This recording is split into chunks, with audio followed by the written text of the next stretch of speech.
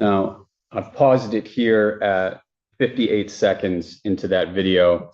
Can you point out the suspect's vehicle that you were pursuing? It is that burgundy Chevy Malibu that just exited the parking lot and now is heading westbound on Packard Road. Okay. And can you tell from what right now where that vehicle is located on the road, what lane it's in? It is traveling westbound in the eastbound lanes. I'm going to continue playing.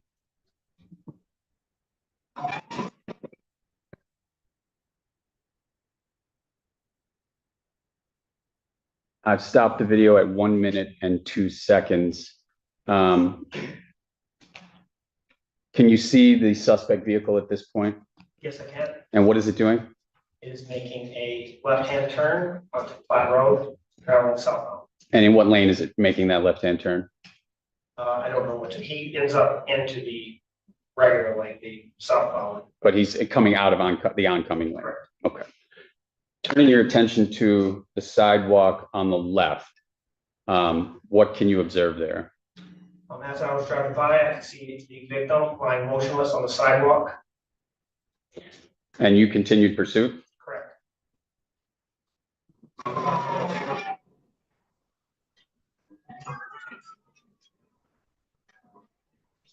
This case explodes into chaos in seconds. A police officer finishing paperwork suddenly hears what he describes as automatic gunfire, dozens of shots ripping through a quiet afternoon. What happens next becomes the core of this courtroom battle. A high-speed pursuit, a crashed getaway car, and a suspect who literally drops a modified handgun while fleeing. But here's where the drama deepens. The defense will later challenge whether the officer actually saw the shooting at all. Did he witness the attack, or only assume what happened? And does that difference change everything for the accused minor now sitting in court? Today's testimony will walk jurors through split-second decisions, adrenaline-charged perception, and the reliability of police memory under extreme stress. As you watch, ask yourself, how much certainty should the law demand from an eyewitness in the middle of gunfire? Because by the end of this testimony, the credibility of one officer's account could determine whether this violent encounter becomes undeniable proof or reasonable doubt. I believe so, yes. We already got this. Yes. I mean, if he's not shooting it for the truth of the matter, sir, it doesn't. I'm not. Just from what he was basing it on. He's going to his state of mind. Yes, Your Honor. Your Honor, I'm going to ask the court to bear with me. We'll be attempting to utilize technology.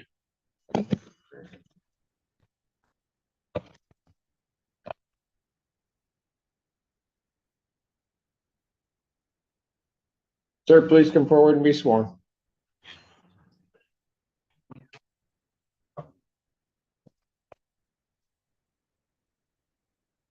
See, raise your right hand. Do you solemnly swear the testimony you're about to give will be the truth, the whole truth, and nothing but the truth, so help you God? I do. Thanks for your first and last name for the record, please. John Joby, JOHNGILBEE.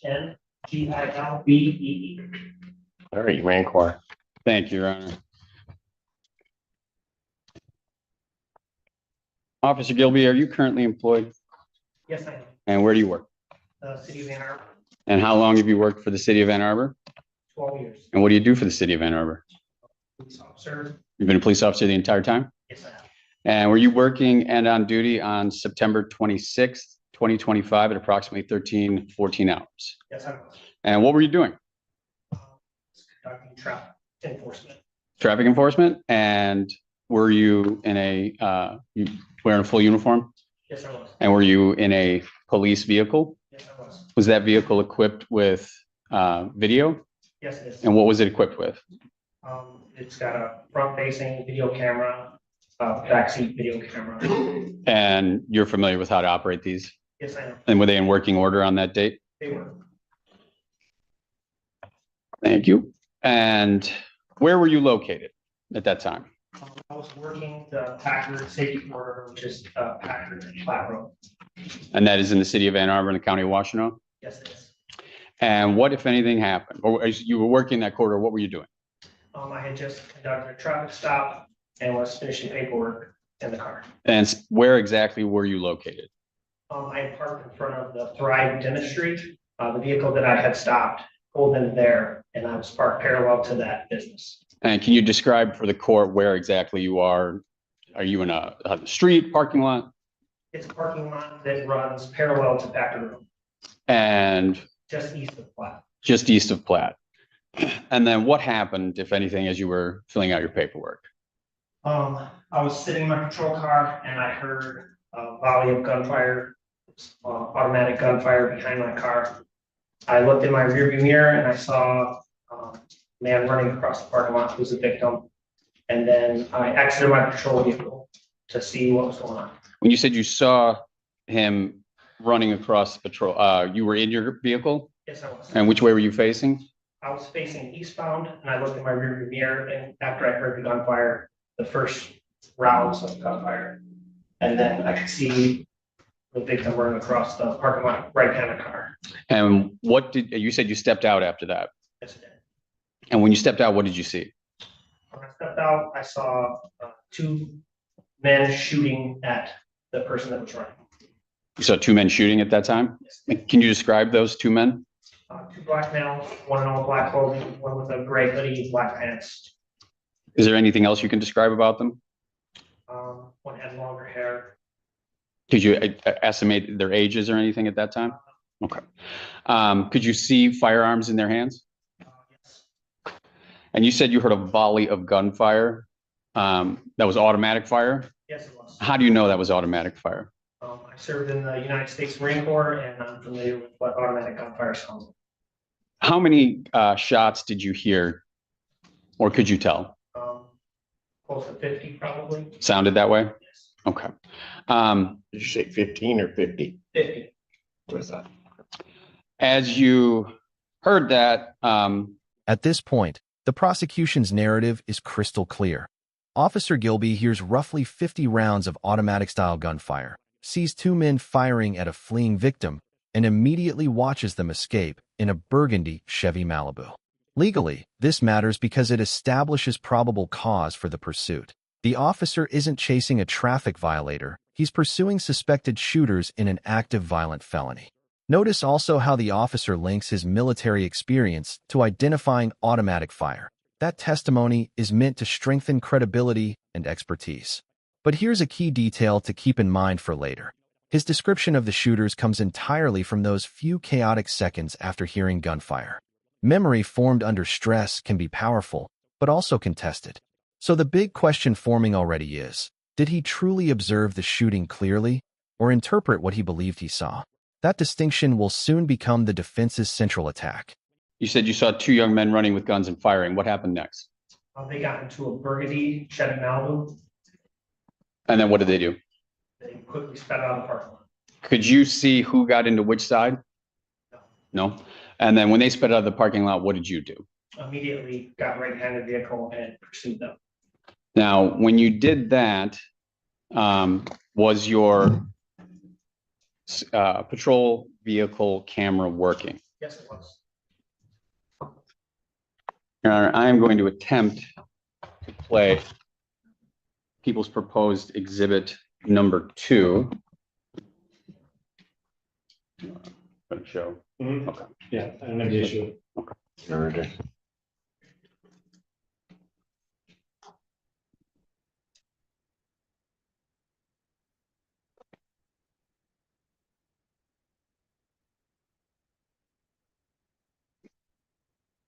Thank you, Your Honor. Officer Gilby, can you see what is being projected onto the TV screens here in the courtroom? Yes, I can. And what is that? That's the front-facing camera inside my patrol vehicle. And what can you observe in that right now? I'm just facing eastbound. I'm in that parking lot that I described at the corner of Packard Platte. And this is where you were parked when you started hearing gunfire. Correct. All right, I'm going to hit play and start to let this go.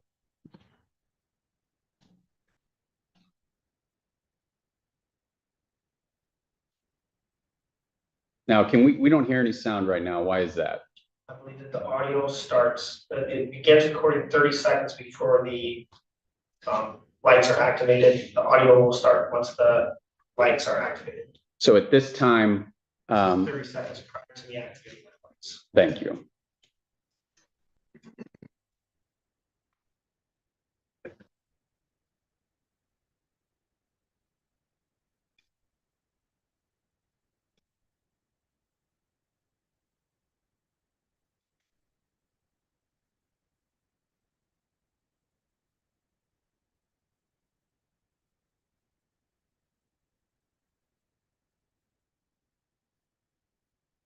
Now, I've paused it here at 58 seconds into that video. Can you point out the suspect's vehicle that you were pursuing? It is that burgundy Chevy Malibu that just exited the parking lot and now is heading westbound on Packard Road. And can you tell from what right now where that vehicle is located on the road, what lane it's in? It is traveling westbound in the eastbound lanes. I'm going to continue playing.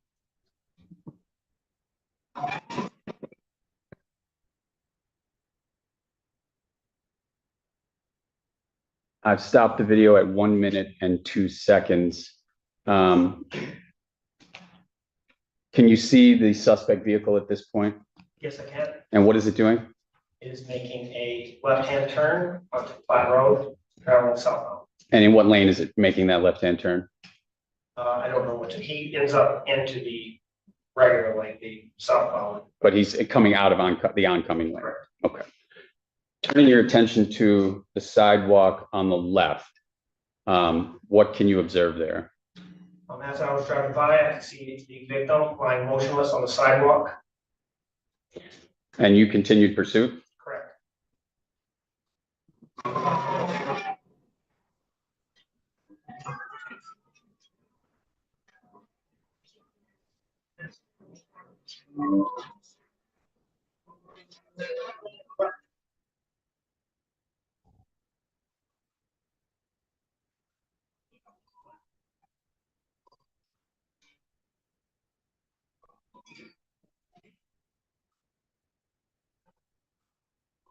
Vehicle is now eastbound on the lane.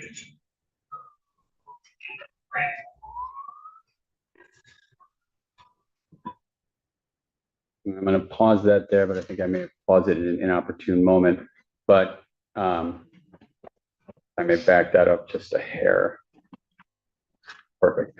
I have it stopped currently at 1 minute, 39 seconds. As you rounded the corner here, what did you observe?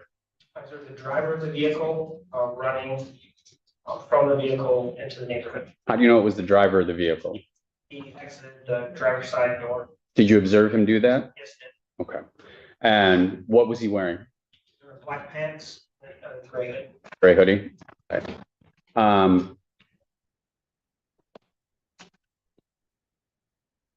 And the vehicle there, can you describe its situation, why it stopped or how? The vehicle hit a tree that was at the corner. And as you were approaching here, what street are you turning from? They're now turning eastbound on Lorraine From what street? from Platte Road. And what is the speed limit on Platte Road? The speed was 35 miles per hour.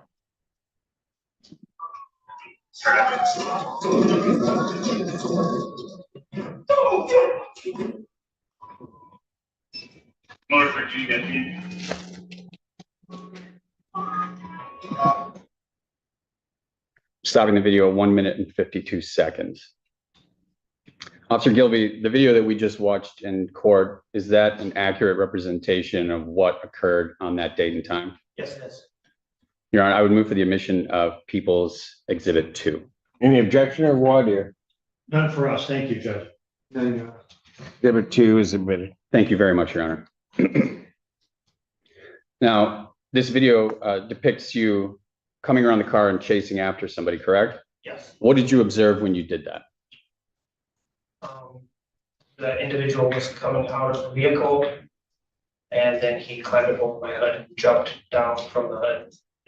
Now, were you able to see, based on where you were at any point, because of this accident, was the passenger side door damaged? Yes. And was it operational? Could it be opened? I had to force it open. It went open easily. Okay. And then as the subject who exited the vehicle, do you see that person in court today? I do. Could you identify him, please? Sitting at the table, sweatshirt on. And Your Honor, I'd ask the court to reflect the in-court identification of Defendant Smith. No objection, Your Honor. Thank you. Objection, or record shall so reflect. Thank you, Your Honor. When you saw Mr. Smith exit the vehicle and hop over the hood of your car, did you observe anything else? Yes, I did. What did you observe?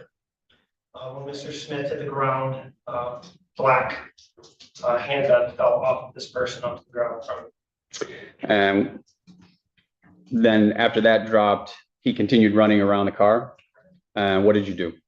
I continued to chase him, and then I was able to grab onto him, hold him against that fence where I was able to put him down on the ground, put him in handcuffs. And here it is, the defense's strongest strike.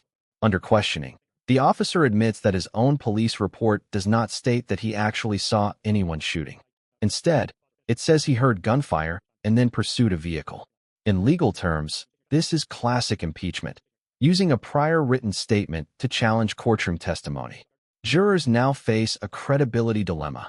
Which version is accurate, the immediate written report or the later sworn testimony? The defense is planting reasonable doubt by suggesting memory inflation, that the officer's recollection grew more certain over time after speaking with other officers. This tactic doesn't need to prove the officer is wrong, only that he might be mistaken. And in criminal law, that possibility alone can be powerful. So consider this. If the officer didn't actually see the shooting, does the prosecution still prove who fired the shots beyond a reasonable doubt? Did he immediately comply? Yes, But he did attempt to run away from you? yes, I did. And at that point, had you told him to stop? Yes, I have. And again, you were in a marked squad car with your lights and sirens operating? Correct. And your lights and sirens, were they operating the entire time that you were following this motor vehicle? Yes, they were. Okay.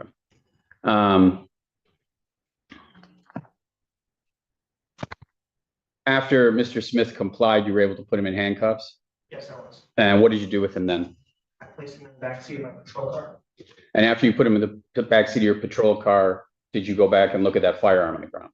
Yes, I did. And can you describe to the court what you found? It was a 10 millimeter semi-auto, but it had a switch on the back of it. Can you describe what you mean by a switch on the back of it? It's like some kind of a metal adapter that's on the back of the gun that turns it into full auto. And as you testified earlier, that you had heard automatic gunfire. Correct. The weapon also had an optic on top of it. Can you describe what you mean by that? It's like a raised up sight that puts a dot instead of the traditional metal sight. And then what did you do with that firearm once you found it? I made sure that it was safe and I put it on the front seat of my patrol car. Were you able to ascertain the caliber of that firearm by looking at it? Yes, And what was the caliber? 10 millimeter. And that's based on your experience in both the military and as a police officer? Yes, sir. Aaron, may I have just a moment? You may.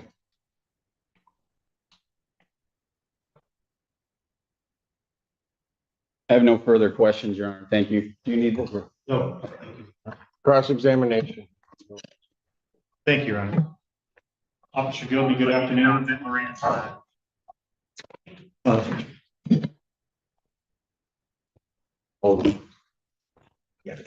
Officer Gilby, my name's Neil Rockine. We have not met before or spoken about this case. Is that right? Again, when I pause or finish speaking, that'll be, means I'm done asking a question. That'll be the best time for you to respond. Let's try not to talk over each other. Is that fair? I want to go back, if I could, to the parking lot. So you were actually stationary? You were doing stationary traffic enforcement, or you writing somebody a ticket? Right. And so at that point, you're stationary, obviously not expecting what happened, right? Is it fair to say that it caught you off guard?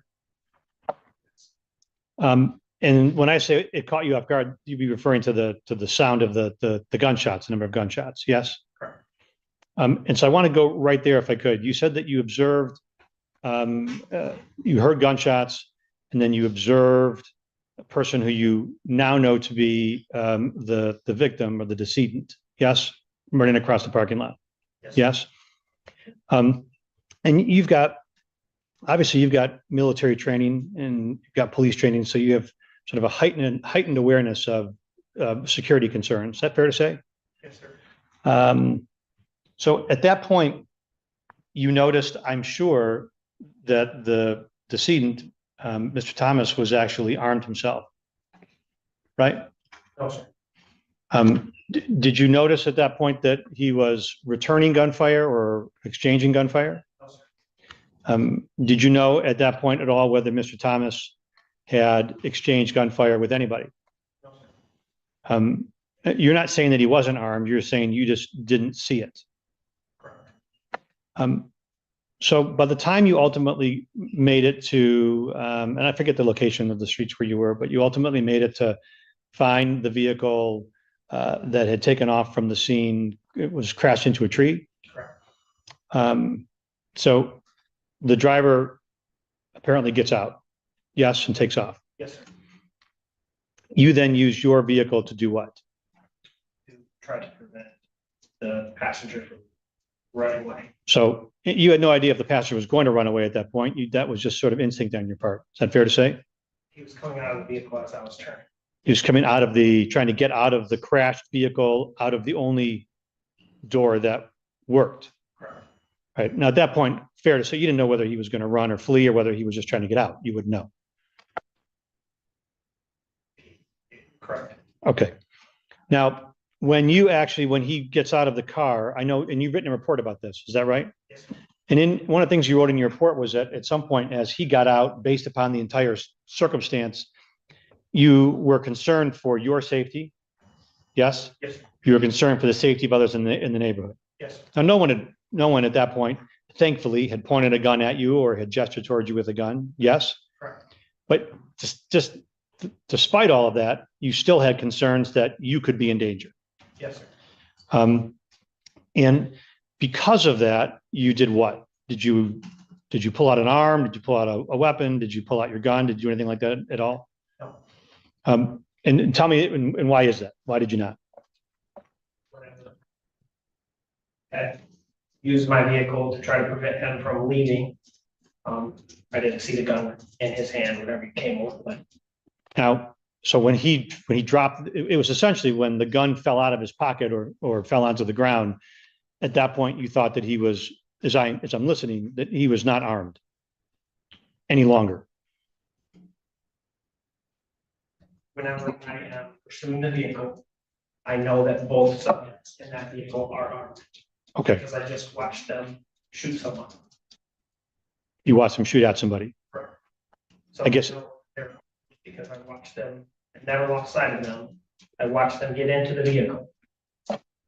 Then pursued them. My question is a little bit different. I appreciate that. So maybe it wasn't a very articulate question, and I apologize for that. When you pulled up towards and did your maneuver to block the driver's side door, the opening of the driver's side of the car, you said that a person identified as Mr. Smith got out. Yes? Correct. He jumped across your hood, right? That we just watched that on video, so that's not deniable. So you also observed a gun fall out of his pocket or out of his clothing. Is that right? Correct. You did not pull a gun, as I understand it. Correct. And I'm asking why. Because my adrenaline was going and I just wanted to catch it. All right. So you, at that point, did you still think that he might have been armed despite having dropped the gun? Yeah, in that 1 second that it took to exit the vehicle and make contact with him, I thought he was armed with a weapon. And you're relying on, and you've got years of training. We talked about that, Marines, police, and you're working off adrenaline and just making the best split decision judgments you can, given what the threat that you perceive. Yes? Correct. In hindsight, you may have actually pulled the gun if you thought about it again. Is that fair to say? Understand that question. And if you look back at it now, would you pull a gun again? If just thinking back through things, would you have pulled your gun? I would have done it exactly how I did it. Exactly as you did it. Had you continued to think he was armed, or had he done something to reach for a pocket or something, you would have then pulled out your sidearm, I presume, right? If he presented the gun at me, Yes. yes. Or had he gestured towards it, like had he furtively gestured towards his clothing as though he were still armed, I presume you would take appropriate action. You're asking what I think I would have done Yeah. if things were different than they If, were. if, Sustained. okay, no problem.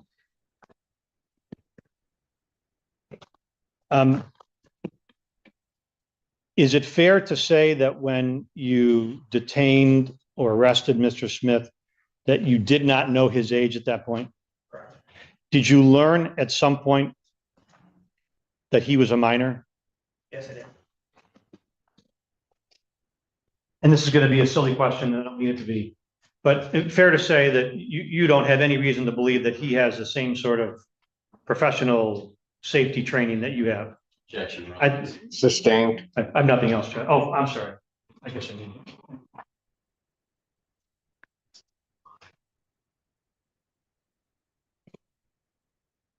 When you were doing your, having just finished writing your ticket, you were obviously still in a marked patrol vehicle? Yes, Were your lights still on, like your emergency flashers, they were off? correct. All right, I've nothing else, Judge. Thank you. Sir, thank you. Cross-examination, Mr. Upshur. Thank you, Judge. Thank you. Good afternoon, officer. I had the opportunity to hear talking about your training with the Marines as well as the police department, correct? Yes, sir. And what were your duties in the Marine? I was a communications field wireman. Okay, and you went to a police academy here for certification? Yes, sir.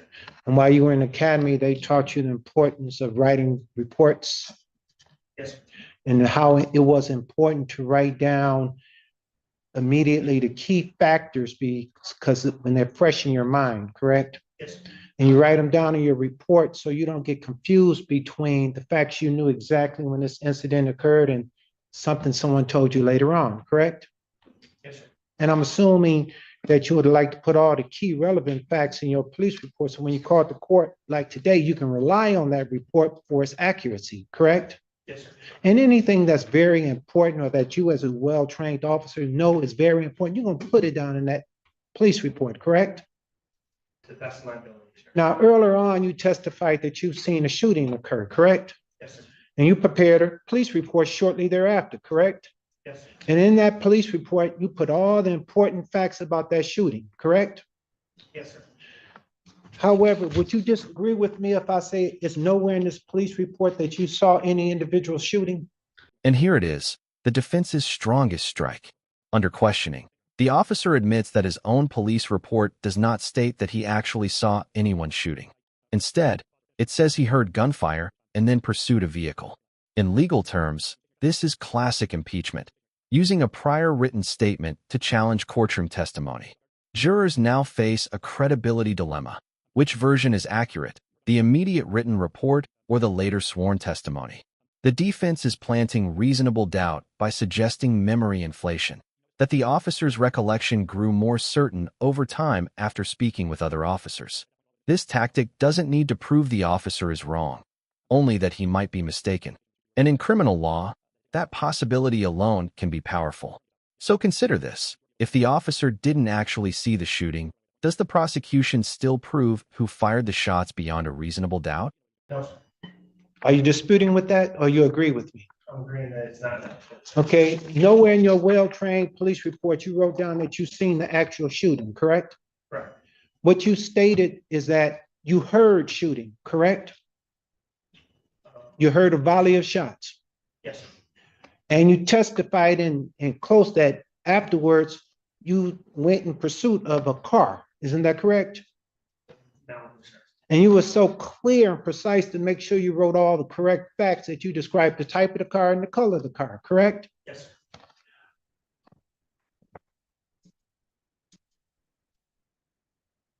And since that time, you talked with many different officers and found out a lot more information. Isn't that correct? Yes, sir.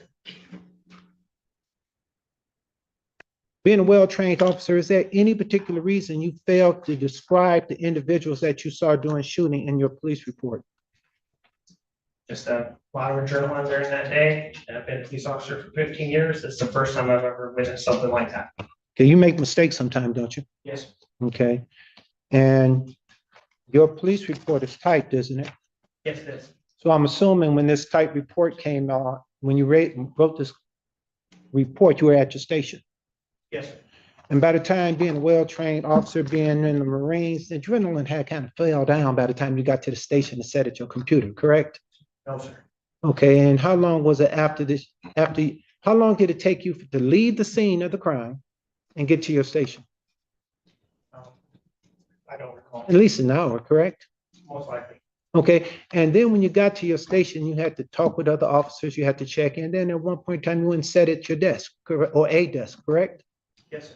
And then you start preparing your in the police report as a well-trained officer would do, correct? Yes, sir. And are you trying to say you're still jittery and nervous at that point? For weeks to come. For weeks. But when you're jittery and nervous, you make mistakes. Isn't that correct? Yes, sir. All right. But so I can sit down, it's nowhere in this. Your police report, which you agree was 1, 2, 3, 3 pages long, correct?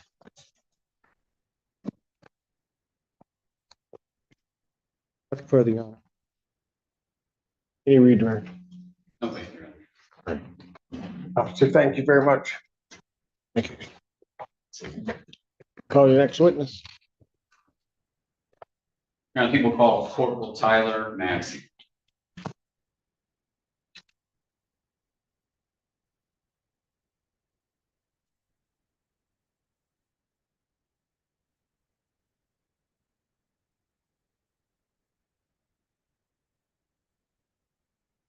Sir, please come forward to be sworn. Police identify a burgundy Chevy Malibu fleeing the shooting scene. The vehicle drives against traffic, crashes into a tree, and the driver attempts to escape on foot. As he exits, a handgun falls from his body, directly linking him to the violent incident.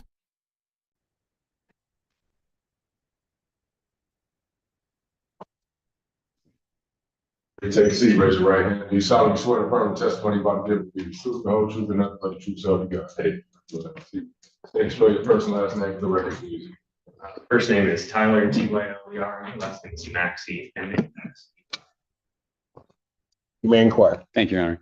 Good afternoon, Corporal Maxey. Are you currently employed? Yes. And where are you employed? Pittsfield Township. And what do you do for the Pittsfield Township Police Department? Sure. And how long have you worked for Pittsfield Police? Since August 2011. And were you so employed and on duty on September 26, 2025 at approximately 1:15 in the afternoon? And what were your duties on that date? Working road patrol, responding to calls that were dispatched. And around that date and time, approximately where were you? I was on a neighbor trouble in the what's Arbor House apartment complex in the area of Gross Road. And Packer Road. And while you were investigating that, what, if anything, happened? While I was on that neighbor trouble, I heard my sergeant, Kristen Beard, called the radio. It was a gunshot wound victim, and that all Pittsfield needed to break. So I left the apartment complex, left the apartment building, not knowing what was going on, because I had not heard any radio traffic. And then when I entered my patrol vehicle, where I scanned, working for Pittsfield, my primary radio channel is Metro East through Washington County Dispatch, but then I also scanned Metro West in the car. And in scanning those radio frequencies, what, if anything, did you learn? When I entered the vehicle, I then heard that Officer Gilby was in a pursuit southbound on Platte. And additionally, that Officer Beard, Sergeant Beard, was out with that gunshot wound victim at Packard. And what did you do? I responded urgent, westbound from US 13 down to Platte Road. And on Packard. On Packard? And where did you go? As I passed the intersection of Packard and Platte, I saw Sergeant Beard with a subject on the sidewalk, rendering aid. And then Officer Gilby advised that the suspect vehicle had crashed out the area of Platte and Lorraine. And based on that information, what did you do next? Officer Gilby advised that one subject had fled from the vehicle. I then entered a neighborhood just north of his location. I slowly responded to where he was and attempted to see if anybody was going to cross the street, move through a backyard. And what did you observe? From Creek Drive, Redwood and Creek down to Officer Gilby, I did not see anybody. And then I arrived on the scene where Officer Gilby was, with the suspect vehicle, his patrol vehicle, and he had one subject in custody. And from there, having seen one subject in custody, what did you do next? I asked Officer Gilby for a description of the other suspects, which time he told me it was a black male wearing gray and black. He had fled northeast. Okay. And based on that information, what did you do? So knowing the area and the size of the neighborhood and the streets, I responded to Creek Drive and I believe it was, corner of Creek and LaFair, that general area. Just my belief that somebody on foot, the time period that they may not have gotten that far. So I set up a perimeter northeast of Officer Gilby's location. And then from where you were located at that time, what did you do or what did you observe? So I was directing traffic away from the area south of me. The Washington County Sheriff's Office advised they had another subject in custody west of Platte Road, was armed with a firearm. At that point, I thought the suspect would potentially be in custody. Still standing there, I observed a black male in all black running from one side of the street to the other. And based on that, what did you do? I responded, I got in my patrol vehicle, drove south towards that subject's location. I saw him crossing the street, I believe it is a Korean Bible church, like through that parking lot. Pulled into the parking lot, observed him jumping fences, going southbound into the backyard of other neighborhoods or other homes. Now, you had testified that you were told that the other subject was a black male wearing black and gray, correct? Yes. And you also said that you had heard that someone else had been apprehended, so you thought that maybe the person that Officer Gilby had said run off, correct? So what made you pursue this person that you saw? Based on the circumstances that were taking place through the incident, and in my experience and training, it's not normal for somebody to be running across the street and fleeing a police car. Now, when you say fleeing a police car when they came towards them, are you referring to your police car? Did you observe that subject look at you? Yes. So describe for the court what you saw.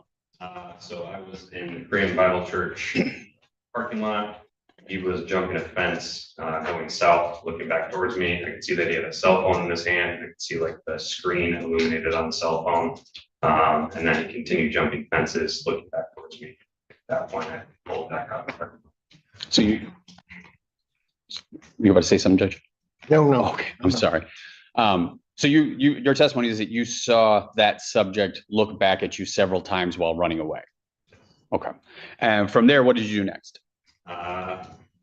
Based on his location, like that he was running southbound, kind of parallel his direction of travel all the way down to Lorraine. And then my thought in my head was that he was going to cross into another backyard to continue going eastbound. So I pulled on to LaSalle and then set up a perimeter on LaSalle. And just held that. When you say cross, are you referring to cross Lorraine Street that you were on, or? So my belief was that as I continued southbound, he was going to continue eastbound. So I had to go down to Lorraine to then come back north on LaSalle, which would have been the street behind where I saw him jumping. Thank you. And then having done that, what happened next? So I held that perimeter kind of at like the crest of the hill. So I could see to my left, south to Lorraine, and then I could see to my right, north to Fair Street. So I held that as other police officers held that general area. They conducted a canine track. While standing there, I heard MSP LawNet advise that they observed a subject near the fair. As I looked to my north, I saw the same subject from earlier who had been jumping fences. Try to come out onto LaSalle, looked like he observed me and then went back westbound into a residence. And what did you do after that? Got back in my patrol car, drove north towards that location, at which time I saw him probably through a backyard. I exited my patrol vehicle. I don't recall what the address is there on the cell. Pursued him on foot, and then ordered him to the ground at gunpoint, at which time he complied. Did you say anything to him before he complied? I think I said, I don't know the exact words, I believe it was like police having stop, something like that. And when you said that, did he stop immediately or did he keep running? I believe it was on the second command is when he stopped running. This testimony sequence paints a dramatic but contested timeline. An officer hears intense gunfire, sees armed suspects fleeing, pursues their vehicle, and captures one suspect whose weapon falls during arrest. Prosecutors argue this forms a continuous chain linking the defendant to a shooting and illegal automatic firearm. The defense counters with a crucial inconsistency. The officer's original report never said he saw the shooting, only that he heard it. That single omission could shape how jurors interpret everything from identification to intent. Ultimately, this case hinges on perception under pressure, what the officer truly observed versus what he later concluded. And that question will determine whether the evidence proves direct participation in the shooting or only presence afterward. If you found this case as shocking as we did, make sure to hit that like button, share your thoughts in the comments, and don't forget to subscribe for more jaw-dropping courtroom breakdowns. So initially you said stop police in some format and he continued to run. Yes. After he stopped, what happened after that? So I held him at gunpoint as he was on the ground. At that time, Officer Stanky from Ann Arbor PD kind of came through the wood line because I had called out the address of where it was. Held him at gunpoint while Officer Stanky placed him in handcuffs. And you said you held him at gunpoint. How far away from him were you at that time? Initially, I believe I was probably from me to maybe the wooden divider. And then as Officer Stanky arrived, kind of converged together and held the gunpoint from me to the front of like halfway between us, maybe. For the record, could you estimate those distances? I would assume that I held him at gunpoint while he was being handcuffed at about 5.5 feet. Okay. And what was his position on the ground? I believe he was face down, prone out, with his arms to the side. Okay. And did you, after he, let me take that back. What was he wearing when you, when he was taken into custody? It was a black t-shirt, black pants, dark colored socks, no shoes. No shoes? Do you see the person you took into custody on that date in the courtroom today? Could you identify them by something that they're wearing and their location? To my left, seated at the table, wearing a green top and white undershirt. And that's a record to reflect the in-court identification of defendant Jones. Was that objection record show so reflect? If I could have just a moment.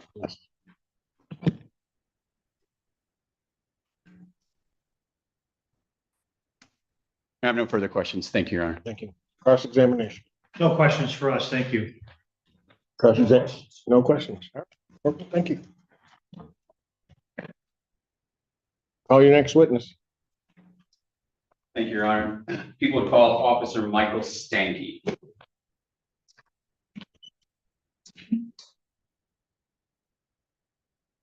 A second suspect flees into a residential neighborhood, jumping fences and evading officers. Police quickly establish a perimeter, coordinating movements based on radio updates. The suspect is eventually located. Sir, please come forward to be sworn.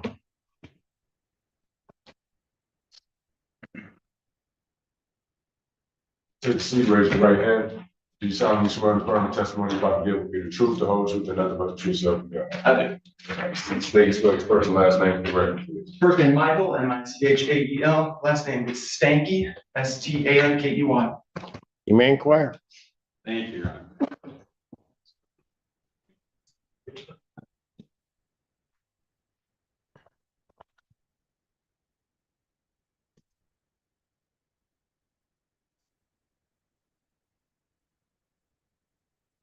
Officer Stanky, are you currently employed? And where are you employed? And what do you do there? How long have you been a patrol officer for the city of Ann Arbor? And were you so employed and on duty on September 26, 2025 at approximately 1:15 in the afternoon? And what were your duties at that time? At that time, I was just on general patrol in the area, Huron Street and South State Street. And while you were doing those duties, what, if anything, happened? I heard radio traffic. It sounded like somebody saying there were shots fired in the area that packed flat. I then proceeded to drive down. And where did you go and what happened?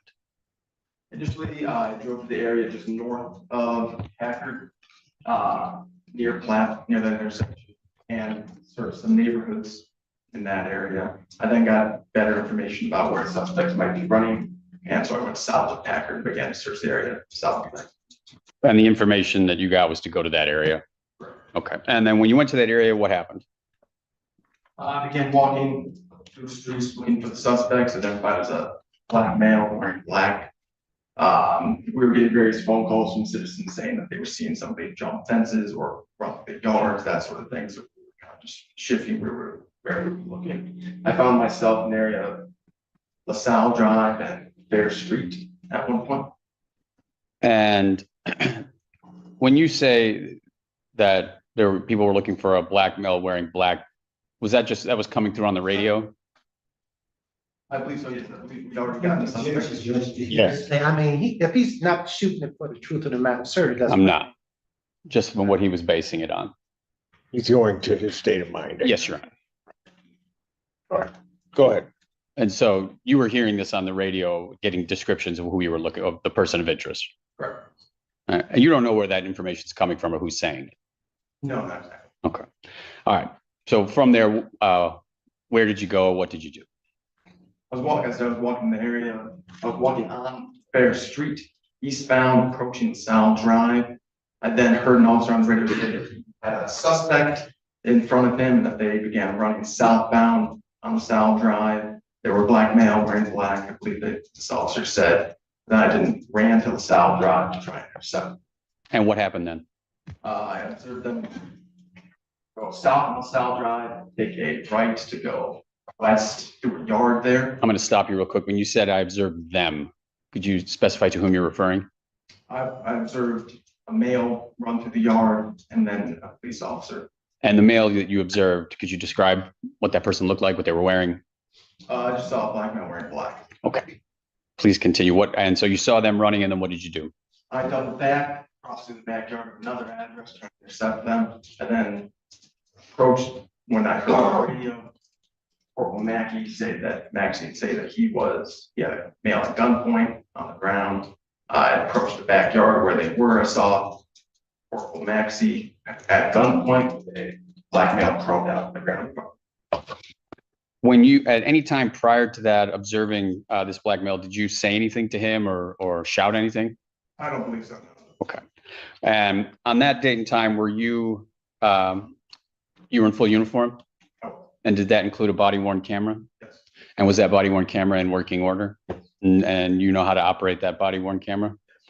And the footage from that date and time was retained? It was. And that's loaded onto a server and kept there. Okay. Your Honor, at this point, I would like to show what I have marked as People's Proposed Exhibit number 3. Good.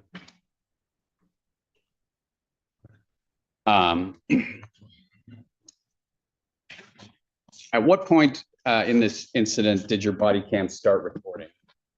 Most likely when I first activated my overhead lights on Huron Street near State Street and began driving down toward there. And about how long before that, about how much time do you think elapsed before you actually caught the individual you described?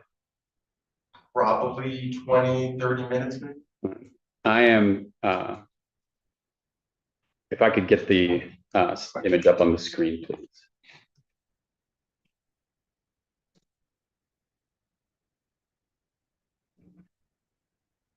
Yeah. Oh, Let's be plugged in. it is on my. The suspect is detained and placed in custody. Officers recover a 10mm handgun equipped with an illegal automatic switch.